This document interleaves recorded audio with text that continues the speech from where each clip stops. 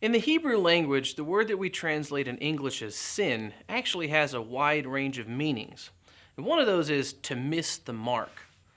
I think this is an incredibly important way to think of the idea of sin. As you read in Lesson 22, sin is an offense against God's law. And sin impacts our relationship with God, with one another, and even with our own selves. But sin is more than just breaking a rule or breaking a law. It is breaking a rule, but it's more than that.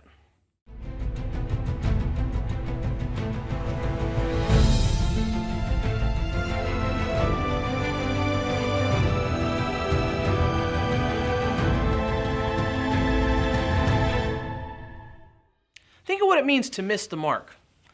I think of basketball here and how easy it is for me to miss the basket when I'm playing. In basketball, though, we know what the goal is. Score as many points as possible, prevent the other team from scoring. So we can evaluate whether we are successful or not by how well we achieve those goals. It's the same way in the moral life. Navigating our world with all of its temptations and distractions is very difficult. But it's more difficult if we're only thinking about sin as breaking a rule. It helps, I think, to consider sin in light of what the goal is. So if sin misses the mark, then what is the mark? Hitting the mark in the moral life doesn't just mean following a set of rules. It means living a life of true freedom and peace and joy. Think again about basketball. Michael Jordan was such an amazing athlete to watch because when he played, he wasn't trying not to miss. He wasn't just trying not to break a rule. He was playing with as much joy as possible. Because he knew so clearly what the goal was and where it was, he seemed to always find his way to the basket. Sometimes he could even make it when he wasn't looking, or he'd pass the ball to someone who had a better angle, and he wasn't even looking at them when he passed it. In fact, Michael Jordan was even known to practice shooting free throws with his eyes closed. He had this muscle memory to make a free throw without looking, and he did this in games to taunt the opposing teams. And when Phil Jackson was asked about his best memories of Michael, he said the thing he remembered more than anything else about watching Michael play the game was the smile and joy that he brought to the game. Michael Wilbon, an analyst at ESPN, said the reason people wanted to see Michael Jordan play wasn't because he was accurate or even because he won. He said it was because Jordan did things on the court you couldn't even imagine someone else doing. In a certain way, Michael Jordan played the game of basketball like the saints live their lives. Let me explain what I mean by that. Jesus says in the Gospel of John that he has come so that we may have life and have it to the full.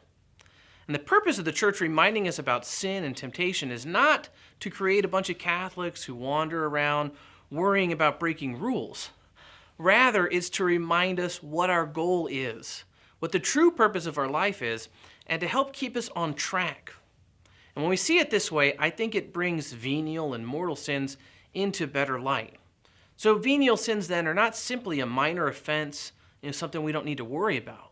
No, they distract us from our calling. And if they become habits, they can lead to mortal sins. And mortal sins aren't just rules that have been broken. They separate us from God, and they put us into a state where we need the grace of reconciliation. The saints are held up as a model for us because while they weren't perfect in their lives, by the time they reached the end of their lives, they have reached a point where even venial sin or the occasion of sin can be seen in its true light. And once we more clearly see the goal that we're aiming towards, which is union with God in heaven, then anything that keeps us from that goal should be avoided at all costs. In this radical commitment to avoid sin, the saints weren't just saying no to a bunch of evil options. They're saying much more radically yes to the Lord. Yes to a life of discipleship and to a life of real holiness. And what does that look like? Well, think of Dorothy Day, for instance, who fundamentally transformed her life and in the process established a social movement dedicated to the poor that still exists. Or how about Therese of Lisieux, who died at the age of 24, never left the walls of the convent she entered as a teenager, but decades later is still an inspiration to men and women of the little way all around the world.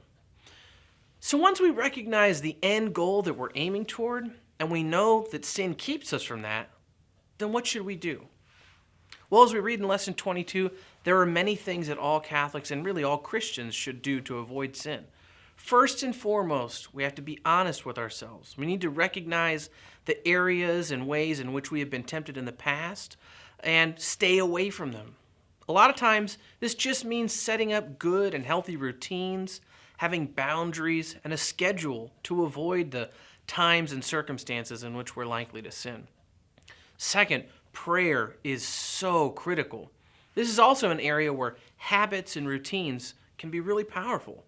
If you can commit to praying immediately when you wake up or at a fixed time of the day, even if it's only a simple prayer like the rosary, but you stick with it, the impact on your spiritual life can be tremendous. Remember, the best prayer is the one that you will actually do. Finally, another thing that is simply indispensable in the spiritual life is frequenting the sacraments of Eucharist and reconciliation. The great advantage that we have in the spiritual life is that we're not on our own. So when you're struggling with sin or if you've fallen through sin, you're not left alone. You can be restored through confession, strengthened through the reception of the Eucharist. In these sacraments, we receive supernatural grace to live the life of holiness and to help us avoid sin and temptation. I'm Bishop Joseph Strickland.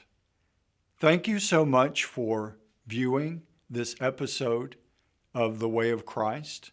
It is an excellent resource for growing in your Catholic faith, for deepening your life in Jesus Christ. You can purchase your own copy of The Way of Christ at stphilipinstitute.org/store. God bless you, and let us continue to grow in His light.